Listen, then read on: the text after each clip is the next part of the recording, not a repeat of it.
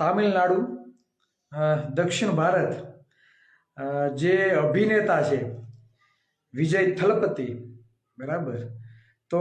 અભિનેતામાંથી આજે તે એક નેતા તરીકે જેની છાપ ઉભરી આવી છે અને 2024માં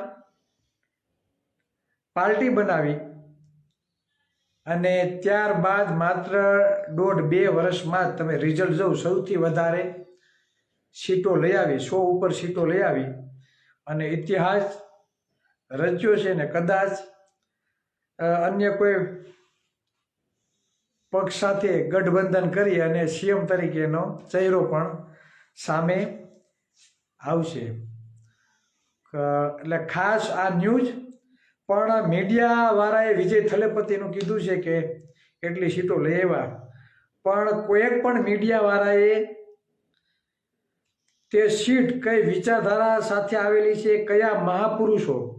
બરાબર, એના આઈડલ માન